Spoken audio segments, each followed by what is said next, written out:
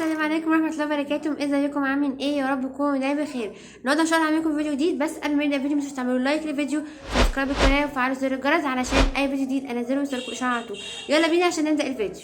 في الفيديو معاكم النهارده هنشرح درس او باقي جرامر يونت 9.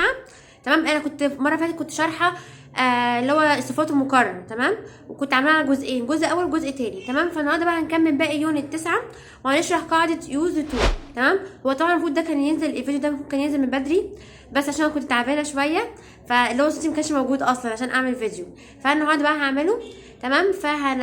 هنعمل بارت 1، يعني هو جزء واحد، يعني مفيش بارت، تمام، هو جزء واحد بس، ماشي. فالنهارده هنشرح قاعده يوز تو لجرامر يونت 9 اللي هو جرامر يونت الثالث، الدرس الثالث يعني، الوحده الثالثه قصدي، تمام.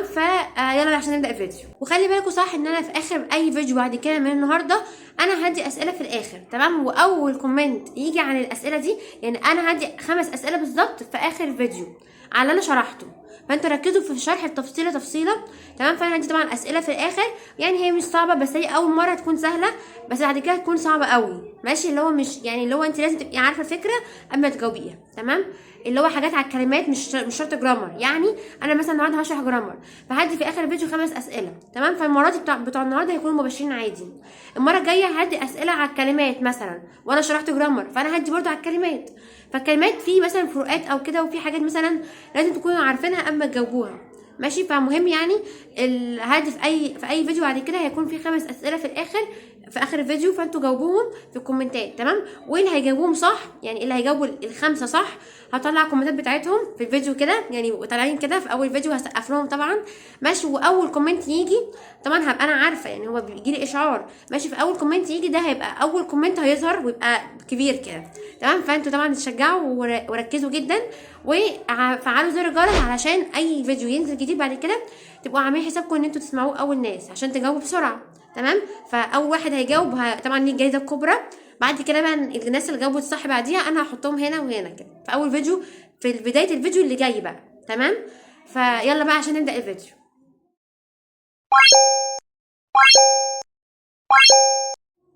انا لما اجي احب اعبر عن عاده قديمه في الماضي، عاده حصلت في الماضي اتكررت مليون مره بعد كده وقفتها، عاده قديمه في الماضي كانت بتحصل كذا مره بعد كده وقفت، فهو انا استخدم قاعده used to. used to معناها اعتاد ان. لو انا قلت انا لما كنت صغيره كنت متعوده ان انا العب كتير، او ان انا اعتدت ان العب كتير، فانا هقولها ازاي؟ هقول when I was young. when I was young، قلنا was بننطقها was، تمام. ده النطق الصحيح بتاعها عشان دايما بنسى، يعني فبفكرني وبفكركم، ماشي. فهقول when I was young I used to play، يعني لما انا كنت صغيره انا كنت بلعب كتير، يعني اعتدت ان انا العب كتير. هل دلوقتي انا صغيره؟ لا، انا دلوقتي كبيره. طيب هل دلوقتي بلعب؟ لا برضو، لاني عاده قديمه كانت بتحصل في الماضي كذا مره وقفتها. اي حاجه بتيجي مع يوز تو معناها ان انا كنت بعمل الحاجه دي كذا مره وقفت، مش مره وعدت او مش مره وخلاص، لا دي حاجه اتكررت كذا مره. طيب هل انا بس باجي اعبر عن يوز تو بس؟ يعني انا عندي لما اجي احب اعبر عن عاده قديمه في الماضي اتكررت كذا مره وخلاص وقفت وبطلتها بستخدم قاعده يوز تو بس؟ لا، في الحقيقه لا، بستخدم 3 قواعد ومن ضمنهم يوز تو، تمام. فانا عندي 3 قواعد او بدائل يوز تو او اخوات يوز تو، تمام. فانا بستخدم 3 حاجات عشان اعبر عن عاده قديمه في الماضي حصلت كذا مره وقفت خلاص. بستخدم ايه؟ اول حاجه طبعا الملكه بتاعتنا يوز تو، تمام، لسه قايلين عليها من شويه يوز تو. بعد كده ممكن استخدم كمان would والمصدر. او تالت حاجه ممكن استخدم الماضي البسيط عادي جدا. ايه هو الماضي البسيط؟ الماضي البسيط اللي هو الفعل المنتهي بايدي، ده لو كان فعل عادي، او فعل شاذ زي مثلا eat ate eaten، ماشي. باخد التصريف اللي هو يعني التاني، تمام. يعني eat ده المصدر، eat ate اللي هو ate ده اللي هو ماضي، ماشي. بعد كده التالت ده اللي هو التصريف التالت، ماليش دعوه بيه، انا باخد التصريف التاني للفعل. لو ده كان فعل شاذ، يعني فعل منتهي بايدي او فعل شاذ، ماشي.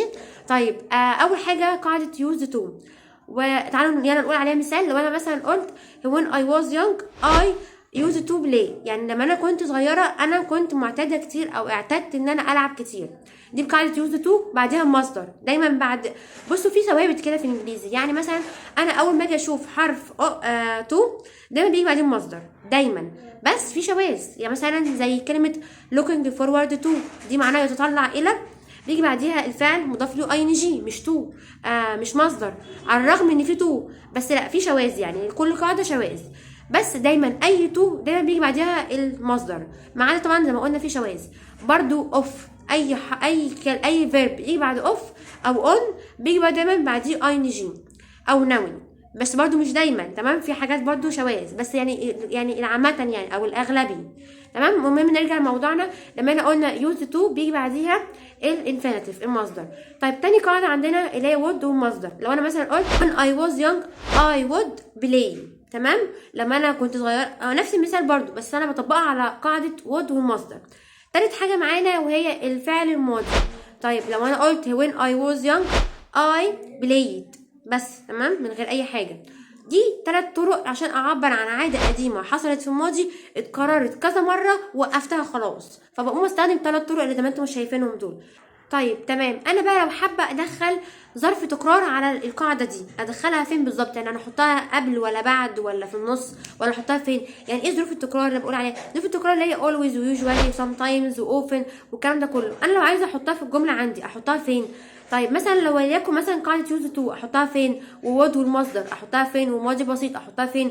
طيب بصوا في جمله كده مستر كان بيقولها لنا فانتوا احفظوها ومش هتنسوها ابدا، يعني اول ما تشوف مثلا ظروف تكرار او كده في الجمله قولوها على طول هتفتكروا على طول القاعده.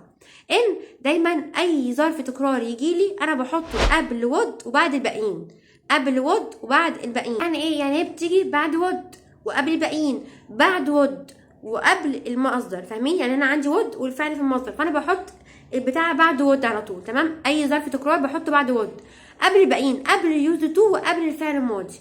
مثلا لو انا قلت سما، انا هقول جمله وممكن تطلع صح او غلط، ماشي؟ فانتوا مش دي اللي انا مش دي الصح الاخير، يعني مش ده القرار النهائي الصحيح اللي انا هقولها، انا هقول جمله تطلع صح او غلط. لو انا قلت مثلا سما يوجوالي وود بلاي، هل كده صح؟ طبعا لا، لان انا قلت بعد وود، فانا المفروض اقول سما وود يوجوالي بلاي، تمام. ممكن اسيب يوجوالي زي ما هي عادي واشيل بقى وود خالص، ما انا عندي كذا بديل عادي، فانا اشيل وود واستخدم مثلا قاعده يوز تو. مش انا قلنا انها ظروف التكرار بتيجي بعد وود وقبل الباقيين، خلاص ما انا احط مثلا القاعده الثانيه او الاولى قصدي او الاخيره احطها بعد ظرف التكرار، تمام. مثلا ممكن اقول سما يوجوالي يوز تو بلاي، تمام. ما احنا قلنا انها بتيجي قبل الباقيين، قبل الباقيين اللي هم مين؟ اللي هم يوز تو والفعل الماضي. طيب ممكن كمان اقول سما يوجوالي مثلا بلايد، تمام، انا جبت الفعل الماضي عادي زي ما القاعده الثالثه بتقول، تمام. فهنا عامه القاعده اي ما احب احط ظرف التكرار في الجمله عندي في القواعد الثلاثه اللي انا شايفينهم دول، بقول دايما ان اي ظرف تكرار بيجي بعد وود وقبل الباقيين، قبل الباقيين اللي هم مين؟ قبل يوز تو وقبل الفعل الماضي. صراحه يعني هو مستر قال احتياط عشان لو جت ان ممكن اي ظرف تكرار ممكن يجي في نص بتاعت يوز تو، يعني القاعده الاولى دي ممكن يجي في نصها كده، ممكن تيجي في النص، تمام. هو الطبيعي والعادي انها تيجي قبليها زي ما احنا قلنا بتيجي بعد وود وقبل الباقيين، بس هي ممكن تيجي في نص عادي بتاعت يوز تو، ممكن تيجي في نصها كده، تمام. بس هي قاعده اساسا مش مشهوره قوي ولا حتى كمان مستخدمه في الانجليزي عامه، فما نعتمدش عليها يعني او ما نفكرش فيها. بس عامه لو جات لنا احتياطي برضو، يعني ربما جت، هو قالها لنا ربما لو جت، فانا برضو بقولها لكم ربما لو جت، يعني ماشي، فاحتياطي تمام. بس العادي في الدرسين عادي انها تيجي قبل يوز تو، تمام. طب هل انا الثلاث طرق دول بستخدمهم في اي وقت وفي اي حته، يعني بستخدمهم في اي جمله عادي ولا ليهم شروط؟ يعني انا لو جالي مثلا قاعده يوز تو او قاعده وود ومصدر او قاعده الفعل في الماضي، يعني جالي الثلاث قواعد دول انا هستخدم مين فيهم بالظبط؟ لو كان لي كلهم في الاختيارات اختار مين بالظبط؟ هل كلهم هيكونوا صح في كل الاحوال؟ طبعا الاجابه لا، كل واحده فيهم ليها شروط معينه عشان تيجي في الجمله، بس ما عدا الفعل في الماضي. القاعده الفعل في الماضي دي بتيجي في اي حته وفي اي شروط، يعني ملهاش شروط اصلا، ماشي، في كل الاحوال بتيجي فيها ملهاش شروط. ففي القاعده في الدرس ده لو انا لقيت فعل في الماضي هستخدمه على طول، تمام، بس ما يكونش فيه يوز تو، ما يكونش فيه وود ومصدر، يكون فيه فعل في الماضي بس، فهمتوني؟ فقاعده فعل في الماضي بيجي في اي وقت عادي، تمام، ملهوش شروط. اما قاعده يوز تو ليها شرط واحد عشان تيجي، والفعل would والمصدر would والمصدر ليها في الحقيقة 4 شروط، تمام، علشان تيجي في الجملة. تعالوا نبدأ أول حاجة بالملكة بتاعتنا اللي هي used to. تعالوا أول حاجة ناخد used to ونشوف الشرط بتاعها هو إيه. أول حاجة used to، بعد كده بيجي بعديها الانفينيتيف، بيجي بعديها المصدر. إمتى ممنوع أستخدم قاعدة used to؟ في حالة واحدة بس، لو جه الحاجة يعني لو الفعل جه حاجة واحدة مرة واحدة بس، أقصد يعني تاني حاجة واحدة بس، لو الفعل حصل مرة واحدة. لو فعلا حصل مره واحده ما تكررش، ما اصل انا بستخدم عن عاده، انا بتكلم دلوقتي عن عاده يعني الفعل لازم يكون اتكرر مليون مره، مش مليون مره لازم يعني، بس اقصد انه اتكرر كتير، تمام. فلازم الفعل عندي يكون اتكرر كذا مره، ما يكونش حصل مره واحده وخلاص. لو حصل مره واحده وخلاص، فين العاده هنا؟ مفيش عاده دي يعني معتاده، كل شويه عمال اعملها، كل يوم بعملها، كل اسبوع بعملها، كل شهر بعملها، فحاجه متكرره باستمرار، تمام.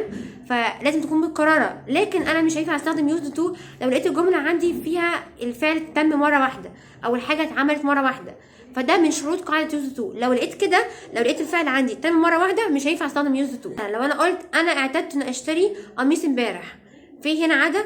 هو انا عماله كل امبارح عماله اشتري قميص؟ طبعا لا، تمام. انا اشتريته مره واحده وخلاص، يعني امبارح مره وعدت، فين العاده هنا؟ فوقتها مش هينفع اقول انا اعتدته، دي مش هينفع اقول يوز تو، مش هينفع استخدم وقتها يوز تو، تمام، لان دي مش عاده. مثلا لو ينفع اقول كمان انا مثلا لعبت امبارح ماتش، ينفع اقول انا اعتدت ان انا بلعب امبارح ماتش؟ برضو لا، ما فيهاش تكرار هنا، دي مره وعدت، مش هينفع استخدم وقتها يوز تو. برضو مثلا كمان زرت عمي الاسبوع اللي فات، هل دي فيها عاده؟ فين العاده هنا؟ وانا كل اسبوع اللي فات عماله ازور عمي؟ لا، ده هي الاسبوع اللي فات زرته مره وخلاص، تمام. ما فيهاش عاده، ما فيهاش تكرار، لان يعني ما فيهاش تكرار، المعنى حتى واضح. مش معناها خالص ان انا اتعودت ازور عمي الاسبوع اللي فات، تمام. طيب حتى كمان ملاحظين حاجه، يعني في حاجه برضو بتدلنا، يعني انا اعرف منين برضو اني برضو مش عارفه افرق قوي ما بين الحاجه لو تمت مره واحده او الحاجه دلت على عاده. انا اعرف منين؟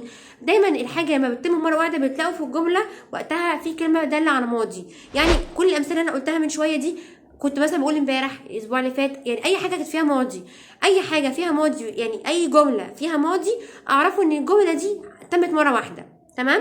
يعني اي جمله اقصد فيها كلمه داله على ماضي مش ماضي، اي كلمه، اي جمله دلت، اي جمله فيها كلمه داله على ماضي، اعرف على طول ان الجمله دي تمت مره واحده، يعني اعرف على طول ان الفعل اللي عندي ده تم مره واحده، ما فيهوش عاده، فوقتها ما بستخدمش خالص قاعده يوز تو، تمام. زي مثلا كلمات الداله على الماضي طبعا انتوا عارفينها، زي مثلا yesterday, last a week, last month, last year، مثلا الاسبوع اللي فات، الشهر اللي فات، اليوم اللي فات، تمام. او ممكن اقول كمان ago، يعني معناها منذ، تمام. ولاست زائد اي مده فتره زمنيه، يعني last week, last month, last year، ده لسه قايلها من شويه يعني. طيب كده خلاص يوز تو خلصت، تمام. احنا قلنا شرط واحد وقلناه خلاص، فاضل بقى would والمصدر. would والمصدر ان قلنا عندنا 4 شروط، لو جم مش هينفع خالص اختار would والمصدر، هشوف بقى بديل تاني ليها، يعني اشوف يوز تو او اشوف الفعل في الماضي. الفعل في الماضي كده كده ثابت، يعني كده كده موافق عادي على اي حاجه واي شرط، يعني هو ملوش شروط اصلا، موافق في اي حاله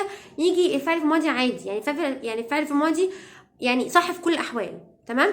طيب اول حاجه في would والمصدر، اول شرط ليها معانا ان برضو نفس الكلام مع يوز تو، ان ما ينفعش يجي في جمله فيها فعل اتعمل مره واحده، يعني لازم يكون في الجمله بتاعته يكون فيه عاده، الفعل اتكرر كذا مره. لا، والفعل تم مره واحده مش هينفع اختار would، زي قاعده يوز تو برضو بالظبط، تمام. وهنا بقى اتكلمنا عنها ولسه مديالكم امثله وكده. فنشوف بقى الشرط الثاني. الشرط الثاني بتاع would والمصدر ان ما ينفعش يجي في النفي ولا سؤال، يعني ما ينفعش اقول wouldn't في النفي، ما ينفعش اقول would كذا كذا مثلا وعلامه question، ما ينفعش اسال بيها. انا عندي الاساس قاعده يوز تو، قاعده يوز تو دي اساسا فعل في ماضي، يعني يوز تو، تمام. يوز تو ده فعل في ماضي، انا في الماضي عندي بنفي بايه؟ بنفي بديدنت، وبسال بايه؟ بسال بديد، خلاص. بس انا في الفعل ده لما احب انفي بديدنت، ايا كان هو بقى عندي اي قاعده، يعني سواء كانت قاعده يوز تو، كانت قاعده الود والمصدر، او كانت قاعده الفعل في الماضي، هو كله ماضي اصلا، فانا هنفي دايما بديدنت في السؤال ده، في الدرس ده. وهسال بديد، يعني انا احب اسال في الدرس ده اسال بديد، ولما احب انفي بديدنت. مفيش حاجه اسمها wouldn't ولا would، هو في الانجليزي would وwouldn't، بس مش يعني هو في الدرس ده لا، تمام. هو مش موجود في الدرس ده، بس في فعلا would في الانجليزي عادي معناها سوف، تمام. وفي wouldn't فعادي، بس في الدرس ده انا احب انفي بديدنت واسال بديد. مفيش wouldn't ولا would دي خالص، ما ينفعش يجي ولا في النفي ولا في السؤال التعبير عن عادة، تمام. تالت شرط معانا هو ان ما ينفعش يجي ابدا مع الافعال الحاله، اللي هي الافعال التقريريه اللي انا شرحناها في الدرس مش الدرس اللي فات اللي شرحناها ده كان يونت 7 ماشي، ده كان يونت 7 تقريبا، يونت 7 ايوه اول يونت تمام. فكنت شرحها على اليوتيوب تمام، فانتوا روحوا بقى شوفوه لو انتوا ما سمعتوش تمام. كنت شرحها بطريقه جميله جدا طبعا بطريقه الماستر، واللي بقوله ده بطريقه الماستر، يعني كل حاجه بقولها بطريقه الماستر، مفيش حاجه بضيفها ولا حاجه بزودها يعني، ولا بضيف ولا بقلل تمام. انا بقول بالنص يعني، عارفين كوبي بيست كده بس بالامثله حتى ماشي. فما تقلقوش يعني كل حاجه بقولها بتبقى صحيحه ماشي. فركزوا جدا على الافعال التقريريه دي. طيب هنا كنا قايلين الافعال التقريريه، هقول الاختصار بسريع كده، ان افعال الكره والشعور والحب والتفضيل، وافعال اللي هي مثلا القياس مثلا اللي هو يقيس ويزن والكلام ده كله، وافعال المعرفه والادراك تمام اللي هو مثلا يفهم او يعرف او يعني نو او اندرستاند او سينك، اتكلمنا عن سينك تمام. واتكلمنا عن الافعال اللي هي بتيجي بمعنى يبدو او يكون او يصبح او يظل، وصف الحاله. كل الافعال دي ما ينفعش يتضاف ليها اي ان جي، دي اسمها افعال تقريريه.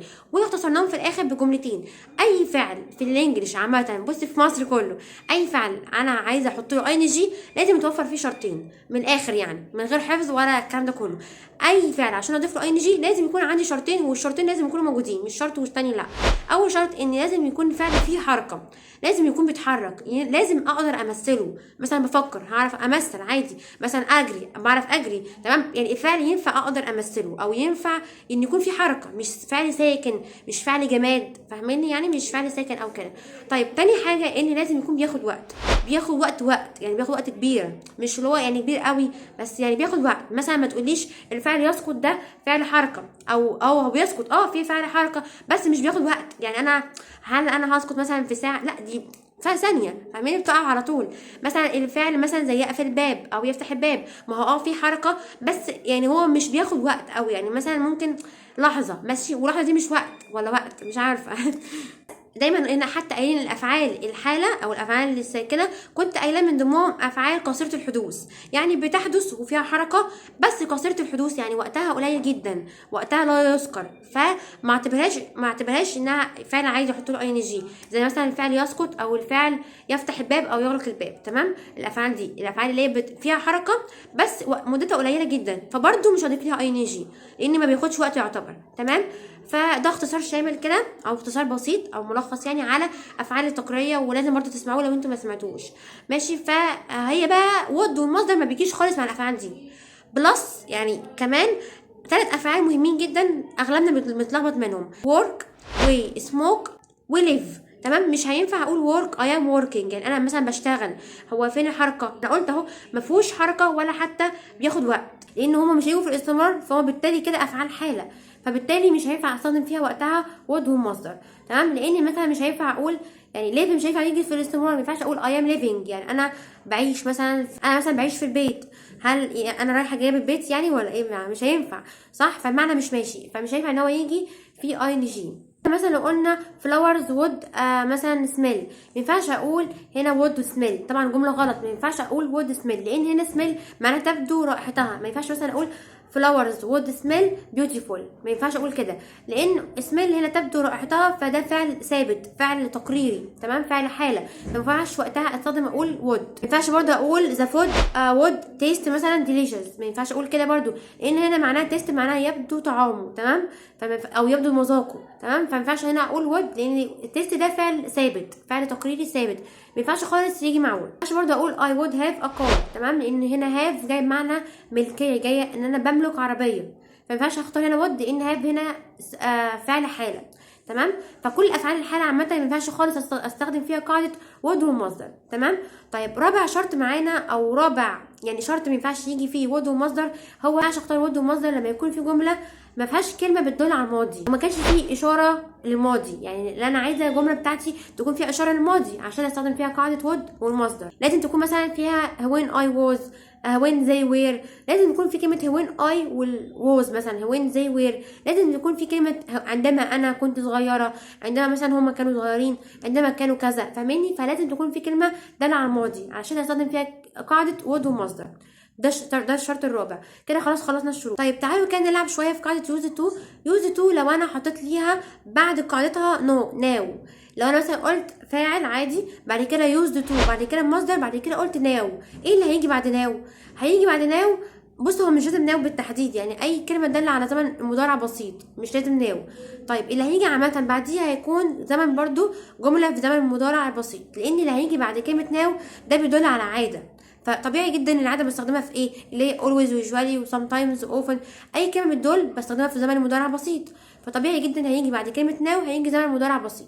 فالقاعده بتاعتنا الجديده هتكون used to، بعد كده مصدر، بعد كده لو كانت في كلمه ناو فانا هختار لازم بعديها مضارع بسيط. مثلا خدوا مثال ده، لو انا قلت he used to come late but now he نقط، فانا هقول don't ولا doesn't ولا isn't. فانا طبعا هختار doesn't، لان هنا بيقول ان هو كان معتاد او كان متعود ان هو يجي متاخر، ولكن الان هو دلوقتي بقى بيجي ايه، ما بقاش يجي متاخر. فانا هجيب المضارع بسيط منفي، فانا هختار doesn't، لان هي طبعا بيجي معاها doesn't. مش هختار isn't لان انا عندي come عادي، ما هو ده come ده فيرب عادي، انا ببني الجمله الثانيه على حسب الجمله الاولى اللي جه بعد used to. يعني انا جه بعد used to فعل عادي، هي ياكل يشرب يجي يروح مثلا يمشي يلعب يذاكر يتنطط اي حاجه يعني، فانا انفيه بدونت او doesn't. تمام، لان في فيرب عادي، تمام، فعل عادي في المضارع بنفيه بدونت او doesn't. لكن لو كان جاي بعد used to be، لو كان جاي لي فيرب تو بي، فانا لازم الناحيه الثانيه اختار يا ام نوت يا از نوت يا ار نوت. تمام، زي المثال ده بقى، لو انا قلت she used to be lazy، تمام، خدوا بالكم انا قلت بعد used to be، فده فيرب تو بي، فانا مش هروح بقى ناحيه do او don't، فاهماني، او does او doesn't.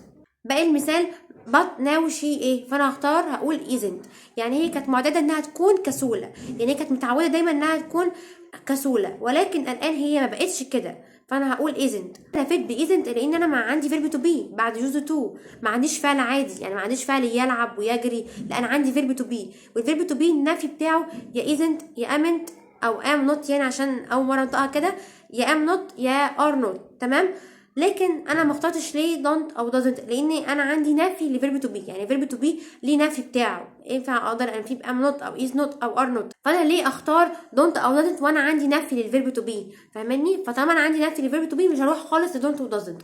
don't و doesn't بيجوا مع اي فيرب ما عدا فيرب تو بي. من الاخر لو انا جايلي بعد يوز تو بي بالتحديد، مش ام او is، لا بي بالتحديد، لان دايما يوز تو بيجي بعدين مصدر، والمصدر من الفيرب تو بي هو بي، فلازم يكون بعد يوز تو بي. تمام، فلو جالي بعد يوز تو بي اختار الناحيه الثانيه يا ام نوت يا از نوت يا ار نوت. تمام، غير كده بقى اختار دونت او doesn't. طيب انا لو حابه انفي قاعده يوز تو العاديه اللي هي يوز تو بعدها المصدر، انفيها ازاي؟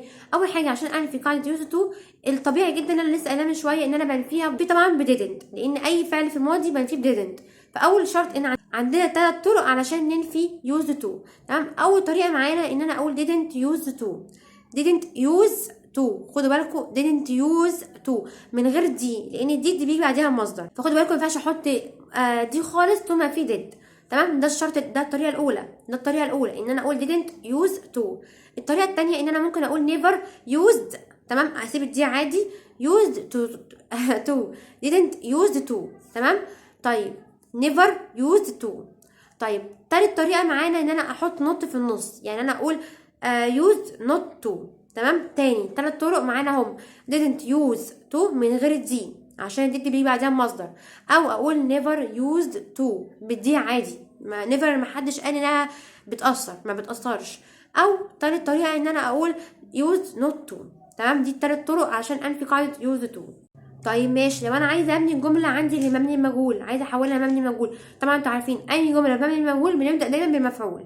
طيب انا هقول مفعول، بعد كده هقول used to بي والتصريف التالت، تمام، زي اي جمله عادي. فانا هقول مثلا مثال اهو، لو انا قلت the matches used to be played، يعني المباراه اعتادت ان تلعب، يعني حد بيلعبها وتعود انه يلعبها، فهمتوني، يعني عملها عاده ان هو دايما بيلعب المباراه دي، فاهماني. فانا دايما بختار المفعول بي، المفعول يعني، بعد كده يوز تو، بعد كده بي والتصريف الثالث للفعل. طيب هنا بقى عندنا ننتقل لفقره تانية، يعني حاجه تانية، ان انا عندي كلمات بتساوي كلمه يوز تو، 4 كلمات بالظبط بيساوي كلمه يوز تو. تمام، ممكن اقول no longer او anymore او any longer او in the habit of. هو anymore و any longer دول زي بعض، فهنخليهم مع بعض شويه. تعالوا نبدا اول حاجه بكلمه no longer.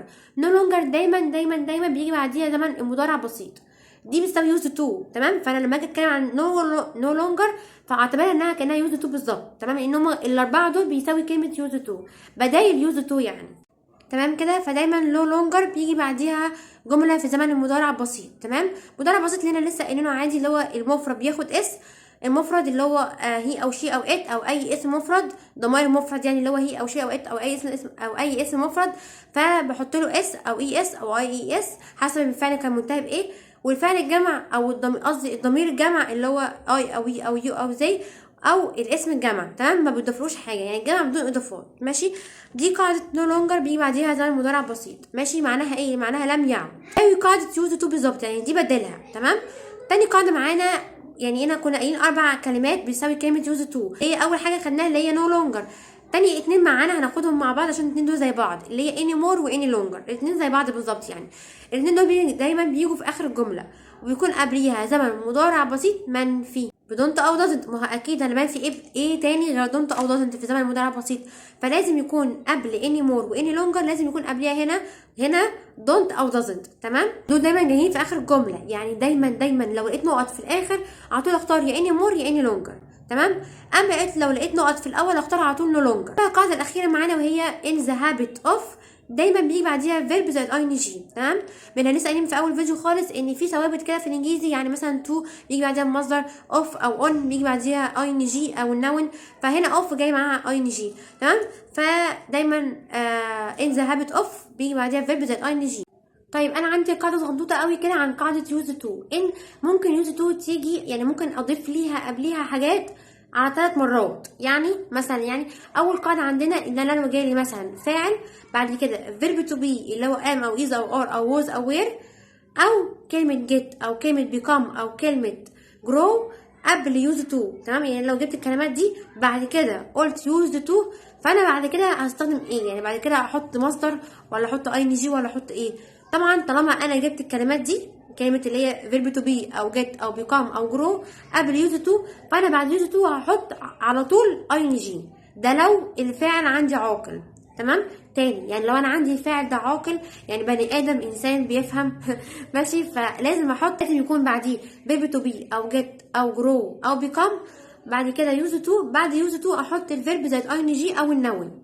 تمام. انا جبت هنا مفعول او فاعل غير عاقل. تمام. يعني اللي هو جماد، فانا لو جبت برضو بعديه فيرب تو بي اللي هو ووز او وير او اي او ام او از او ار او جيت او بيكام او جرو، وجبت بعديها يوز تو، فانا هحط بعديها ايه؟ فلا هنا هحط بعديها مصدر عادي جدا.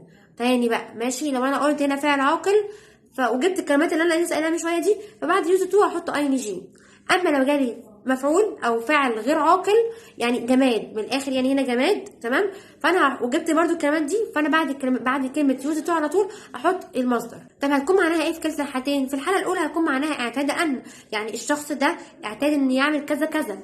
الحاله الثانيه ده جماد اصلا. تمام. فازاي اعتاد ان؟ يعني ينفع اقول مثلا القلم اتعود انه يكتب؟ لا طبعا مش هينفع، ما هو جماد. اتعود على ايه؟ مش فاهمه يعني. ماشي، مش هينفع طبعا. فلازم اقول وقتها ان هو يستخدم فيه، فالمعنى الصح بتاعه ان انا اقول ان هو يستخدم في الكتابه مثلا. تمام. فانا هقول مثلا ذا بن، طبعا نالف جمله مع نفسنا كده. لو انا قلت مثلا ذا بن از يوزد تو رايت، تمام، ما قلتش اي ان جي. ماشي، لان هنا عندي بن غير عاقل. ممكن بقى اقول اي ام مثلا يوزد تو رايتنج. تمام. فانا حطيت هنا اي ان جي عشان هنا عندي عاقل، وكمان عشان عندي فيرب تو بي. تمام. انا كمان بقى الحاله الثالثه، لو انا قلت مفعول برضو عادي جدا، وقلت برضو فيرب تو بي او جيت او بيكام او جرو زائد يوز تو، بس يوز تو لا، يعني قصدي يوز فور زائد بقى يوز فور، فانا وقتها هستخدم ايه؟ انا كده غيرت الدنيا خالص. فيوز فور، طبعا انا لسه قايله لكم ما قلتش فور تقريبا، فور واوف واون، الكلمات الاربع حروف دول غالبا دايما بيجوا بعدهم اي ان جي. ماشي، ففور من ضمنهم. انا كنت قايله من شويه اوف واون. تمام. فبرضه فور معاهم. ماشي. فانا هنا وقتها هستخدم اي ان جي او النون. ما جبت فور فلازم احط اي ان جي. تمام. مع المفعول. تاني بقى تعالوا نعيد تاني تلات قواعد اخر مره. اول حاجه، لو انا قلت فاعل بعد كده فيرب تو بي اللي هو ام او اذا او ار او يوز، مش لازم اقولهم بقى ماشي عشان انتوا عارفينهم اكيد. فيرب تو بي او جيت او بيكام او جرو، بعد كده يوزد تو، بعد كده بحط الفعل في اي ان جي لو طالما في فاعل، او ممكن اقول مفعول. تمام. اللي هو حاجه جماد او غير عاقل، فبقول برضو فيرب تو بي او جيت او بيكام او بيفور، بعد كده يوزد تو، بعد كده المصدر. او مفعول اللي هو جماد او غير عاقل برضو زائد بي فيرب تو بي او يوز او verb to be او get او become او get او become او ايه او grow. ماشي. بعد كده used for فبحط بعديها ing معناها يستخدم فيه، يعني اخر قاعدتين معناهم يستخدم فيه لان هو غير عاقل. اما اول قاعده معناها اعتاد ان. في كمان قاعده عندنا لو انا قلت verb to be زائد accustomed زائد to زائد الفيرب زائد ing بعد كده تتحفظ. تمام. كمان في قاعده عندنا there used to be بعد كده بيجي بعدها النون. تمام. معناه ان احنا اتعودنا ان احنا نشوف كذا وما بقاش موجود، كنا متعودين نشوف كذا وما بقاش موجود. خدوا بالكم زير دي مش زير دي، زير دي معناها هنا او هناك يعني. اما كلمه زير دي زير بتاعت الملكيه. تمام. بتاعت ملكهم بتاعتهم. فخدوا بالكم عشان ما تتلخبطوش من زير دي وزير دي. طيب ماشي. معناها ايه؟ معناها ان احنا كنا متعودين نشوف كذا وما بقاش موجود. there used to be a garden يعني معناها ان احنا كنا متعودين نشوف الحديقه، ولكن بقى دلوقتي مثلا يعني شالوها حولوها مدرسه او احنا نفسنا اتنقلنا رحنا مكان تاني، فمعناها كده ان كنا بنشوف الحاجه دي وما بقتش بنشوفها دلوقتي. بس كده الفيديو بتاعنا خلص. يا رب الفيديو يكون عجبكم. بس قبل ما اختم الفيديو عايزه اقول كام حاجه. بس الفيديو بتاع اللي فات اللي هو درس المقارنه كان فيه قاعدتين بالظبط نسيت اقولهم. تمام. فانا هقولهم في الفيديو ده. ماشي. هقولهم في الاخر، كنت المفروض اقولهم في الاول بس نسيت الصراحه، فانا هقولهم دلوقتي بقى. ان انا عندي في الصفه لما اجي بقارن وجالي في جمله عندي مثلا زي الجمله دي، لو انا قلت مثلا منى نقط اوف تو جيرلز. تمام. فانا هحط هنا اي ار ولا اي اس تي ولا احط ايه بالظبط؟ فانا هحط هنا اي ار. تمام. هقول ذا والصفه زائد اي ار. اول ما اشوف كلمه او حرف اوف في الجمله في المقارنه فانا على طول اختار ذا والصفه زائد اي ار. عندي قاعده اول ما اشوف حرف اوف في الجمله عندي فعلى طول اختار ايه؟ اختار ذا زائد الصفه زائد اي ار زائد اوف. اقول ذا يونجر اوف. تمام. وانا اصغر البنات دي. تمام. تاني قاعده معانا في الصفه القصيره، فانا العادي بتاعنا بنضيف لها اي ار. تمام. بنقول الصفه زائد اي ار زائد ذا، ده العادي صح؟ طيب انا لو ما عنديش اي ار في الجمله، يعني انا لو جالي في السؤال نفسه ومش مضاف لي الصفه اي ار، يعني مثلا لو قلت طول بس طول زين، فانا وقتها لازم احط قبليها لس. هو العادي برضو ان لس ومور بيجوا مع الصفات الطويله صح؟ في المقارنه ما بين الصفات الطويله. طيب انا بقى ممكن استخدم لس دي في الصفه القصيره بس بدون اضافات، يعني من غير ما خالص ما اضيف اي ار. فاهماني؟ يعني ممكن اقول مثلا I am مثلا I am taller than my sister، يعني انا اطول من اختي. او I am less بقى ممكن اقول my sister is less tall than me. تمام. مش عارفه الجمله بتاعتي صح ولا غلط، بس يعني انا اقصد ان انا ممكن اشيل اي ار وهحط قبلها less، يعني ممكن اقول taller than او ممكن اشيل اي ار خالص واقول less tall. فهمتوني؟ فدي بتساوي دي بالظبط، يعني ممكن less تيجي مع الصفه القصيره من غير اضافات، من غير ما احط خالص الصفه اي ار. بس كده ده كان القاعدتين كنت نسيتهم اقولهم المره اللي فاتت، وعلى فكره جايبه عليهم اسئله فركزوا فيهم جدا، هو قايلهم في الاخر عشان ايه ما تكونوش نسيتوها. طيب فخليكم بقى فاكرين ان انا هعمل اسئله 5 اسئله بالظبط. لو انتوا عايزين ماشي، لو انتوا عايزين 10 كنت هحط 10 الصراحه، بس انا حسيت ان هم يبقوا كتار، وكمان الفيديو كمان الشرح بتاعه يبقى كبير وكده. وكمان انتي كمان هتوجعني، يعني انا هكتب ده كله فمش عارفه بقى. فانتوا لو عايزين 10 اكتبوا لي في الكومنتات وانا هحط 10 عادي يعني. ولو عايزين على الكلمات ومش عايزين على الجرامر قولوا لي برده، لو عايزين على الجرامر مش عايزين على الكلمات قولوا لي برده. بس اول مره انا احطها بمزاجي بقى، فانا حطاها على اللي انا قايلاه النهارده خالص. زي بتاعت النهارده دي اللي انا حطاها على اللي انا قلته في الفيديو ده. تمام. فانتوا لو مركزين هتحلوا، لو مش مركزين مش هتحلوا. ماشي. فركزوا جدا علشان اول واحد هيجاوب على الاسئله دي هو اول كومنت هيظهر الفيديو الجاي. تمام. هيظهر كده. تمام. وهسقف له كمان وهيظهر بقى في الفيديو. ماشي. انا هعمله سكرين، هاخده سكرين واحطه في الفيديو. وبرده في ناس اكيد هتجاوب صح بعد كده، يعني هيجاوب متاخر مثلا كده بعده، فانا هقوم احط كومنتاتهم كلهم هنا وهنا. ماشي. بالتحديد هنا وهنا يعني. ماشي. فيعني تابعوني اول باول علشان انا مش عارفه الفيديو جاي ينزل امتى. كل ما تتفرجوا على الفيديو اول باول عشان انا مش عارفه الفيديو جاي ينزل امتى، لان في امتحانات برده وكده، فمش بعرف مش عارفه نفسي احدد ميعاد معين انزل فيه فيديو او اصور فيه فيديو. بس المشكله انا مش عارفه التزم خالص موضوع الفيديوهات دي حسب بقى ظروفي وكده، حسب دروسي ومذاكرتي. ف مش عارفه، حاسه طولت كتير بجد في الفيديو ده، بس يا رب بجد يكون الفيديو استفدتوا مني انا شايفه بتكلم بسرعه عليه، نفسي افهم. بتكونوا بجد استفدتوا مني في الفيديو ده، ولو عجبكم الفيديو بجد ما تنسوش تعملوا لايك للفيديو وسبسكرايب للقناه وتفعلوا زر الجرس علشان اي فيديو جديد انزله يوصلكم على طول. واشوفكم في فيديوهات تانية جديده. سلام.